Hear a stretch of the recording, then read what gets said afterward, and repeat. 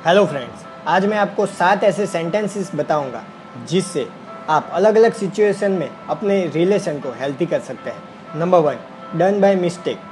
जानबूझ के तो नहीं किया, अनजाने में हो गया होगा। दोस्तों, कभी भी कोई इंसान जानबूझ के गलती नहीं करता। अगर जानबूझ के करता है तो उसे गलती नहीं कहते। कोई गलती करता है तो हम उस पर टूट पड़ते हैं और भला बुरा सुनाते हैं। पर उस वक्त कुछ सेकंड्स के लिए सोचिए कि क्या आपसे कभी गलती होती ही नहीं है, और जब होती है तो आप क्या सोचते हैं, क्या आशा लगा के रखते हैं? यही कि सामने वाला आपको माफ़ करे। यही आशा, यही सोच से दूसरा व्यक्ति भी आता है। तो उस वक्त उसे कहिए, डन बाय मिस्टेक, तुमने जानबूझ के तो नहीं किया, जाने में हुआ होगा, लेट इट गो, छोड़ो उसको। इतना कहते ही उस व्यक्ति में नया उत्साह, नया जोश आपको दिखेगा।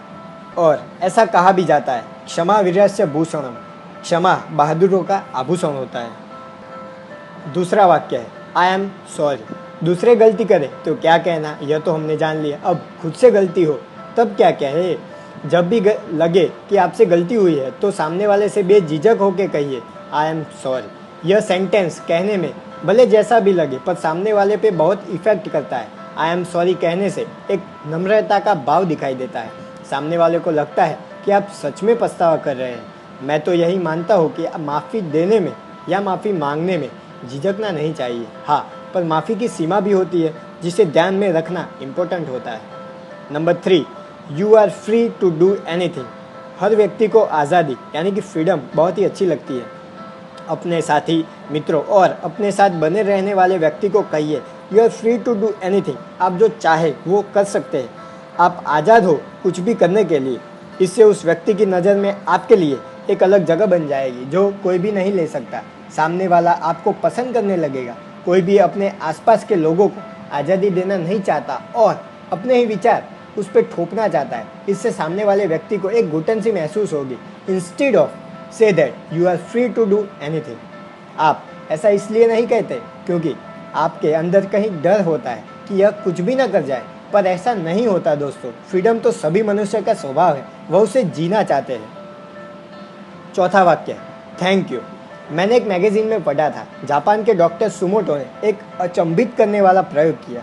3 बीकर लिए, हर बीकर में आधा मुट्ठी चावल को पानी में भिगो दिया। डॉक्टर सुमोटो को रोज़ाना एक बार पहले बीकर के चावलों को थैंक यू, दूसरे बीकर के चावलों को इडियट कहते और तीसरे बीकर के चावलों पर ध्यान ही नहीं देते। 1 महीने बाद क्या देखते हैं वो, पहले बीकर के चावल महक उठे थे, जबकि दूसरे बीकर के चावल काले पड़ चुके थे और जिनकी कोई परवाह ही नहीं थी, जिन पे कोई ध्यान ही नहीं था, वो बीकर पूरी तरह सड़ चुके थे। तो दोस्तों, अगर एक थैंक यू शब्द से चावल महक उठ सकते हैं तो हम तो फिर भी इंसान हैं। संबंधों में भी ऐसा ही होता है। यह शब्द इस्तेमाल करने से रिलेशनशिप महक उठती है और अगर ध्यान नहीं देंगे तो उसी चावल की तरह संबंध सड़ जाते हैं। 5वां वाक्य है, कॉम्प्लीमेंट। थैंक यू के बाद दूसरा सेंटेंस है किसी को कॉम्प्लीमेंट देना, जैसे कि यू आर लुकिंग ब्यूटीफुल और हैंडसम। कोई भी काम किया हो तो उसके अनुरूप कुछ अच्छा कहना, इससे सामने वाले व्यक्ति में उत्साह बढ़ेगा। कॉम्प्लीमेंट से व्यक्ति को लगता है कि उसमें भी अच्छाई है, वो भी कुछ अच्छा कर सकता है। संबंध की गाड़ी को दूर तक और अच्छी तरह चलाना है तो कॉम्प्लीमेंट नामक फ्यूल डालते रहिए। यहाँ पहला सेंटेंस था डन बाय मिस्टेक, उसको यहाँ जोड़ना चाहूँगा। कई परिस्थितियाँ ऐसी पैदा हो जाती है कि सामने वाले ने गलती की पर अभी काम पूरा नहीं हुआ होता। ऐसे समय में आप पहले यह कहिए कि यह तुमने जानबूझ के तो नहीं किया होगा, लेट इट गो, और फिर कॉम्प्लीमेंट दीजिए कि आपने यह काम अच्छा किया, ऐसे यह काम कीजिए। वह व्यक्ति खुश होकर वह काम पूरा करेगा। 6ठा वाक्य है, आई लव यू और आई लाइक यू।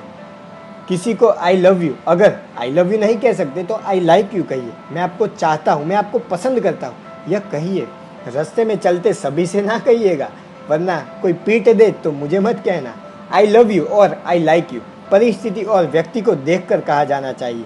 इससे सामने वाले व्यक्ति को लगता है कि मुझ में कुछ ना कुछ तो है जिससे वह मुझे चाहता है, पसंद करता है।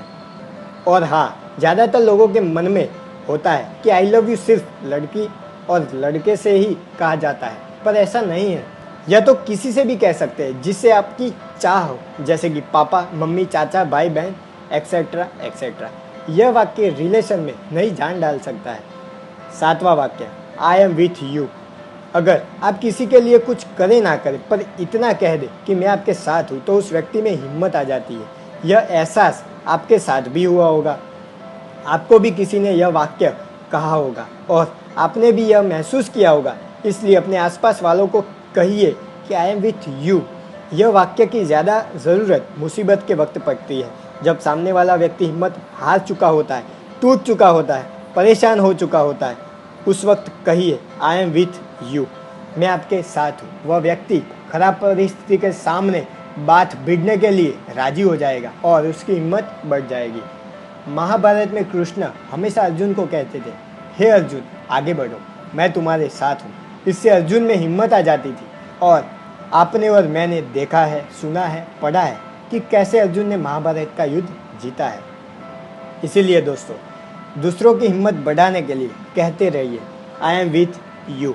यह 7 सेंटेंसेस से आपके संबंध और भी हेल्थी होंगे और जीने में ज़्यादा मज़ा आएगा। आइए एक बार फिर से देख लेते हैं कौन से वो 7 सेंटेंसेस है जो हमारे संबंध को हेल्थी बना सकते हैं। नंबर 1, डन बाय मिस्टेक, जानबूझ के तो नहीं किया होगा, let it go. Number 2, I am sorry. Number 3, thank you. Number 4, you are free to do anything. Number 5, compliment. Number 6, I love you और I like you. Number 7, I am always with you.